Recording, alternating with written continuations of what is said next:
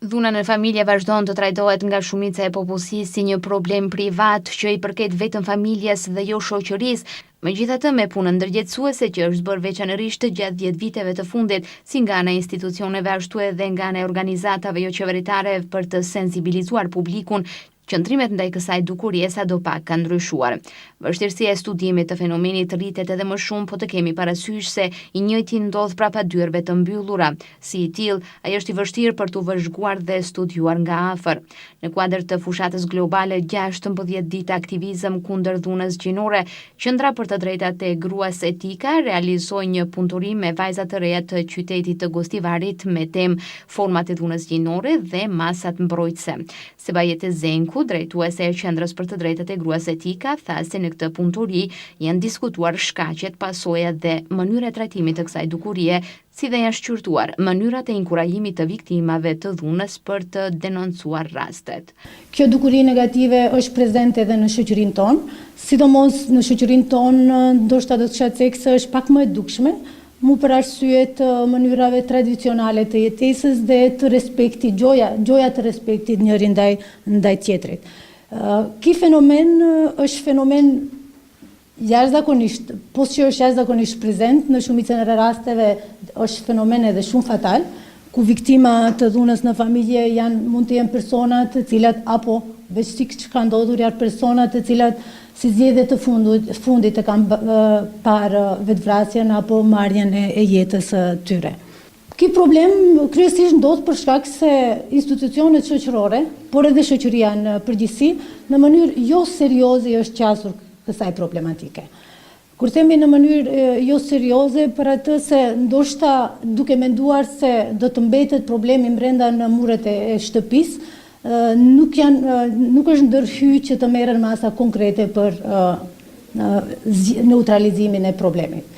Në drejtim të zgjidhjes së problemit, pika më e hidhur mbetet ajo që në Maqedoni nuk ekzistojnë qendra për kujdesje për viktimat dhe shpesh herë kjo e vështirëson problemin që i njëjti të mos denoncohet nëpër institucionet kompetente. Problemi shfaqet kur vjen në pyetje akomodimi viktimave në vende të veçanta ku përkujdesja institucionale do të jetë në nivelin e duhur.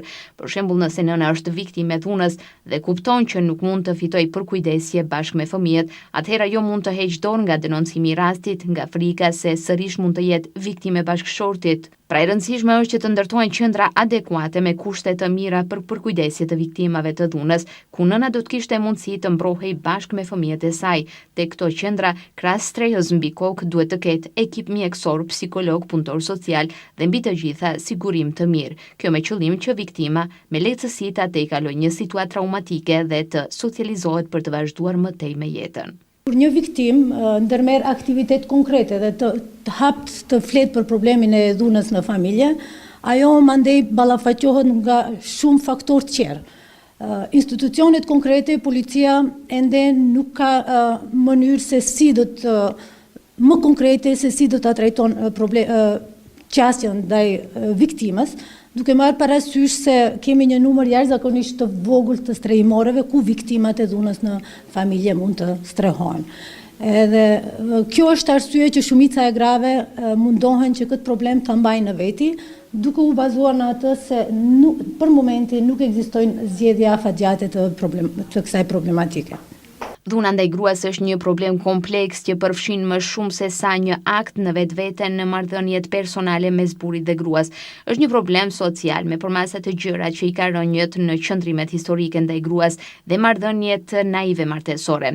Socializimi grave dhe burrave në shoqërinë tonë dhe caktimi grave në role dhe pozita inferiore që i mbajnë gratë të varura ekonomikisht i bëjnë ato që të mos reagojnë ndaj dhunës së burrave me të cilët jetojnë. Gratë që arrin të mbijetojnë dhunës së ushtruar nga bashkëshortët, në pjesën më të madhe të rasteve vuajnë nga problemet shëndetësore, psikologjike dhe fizike.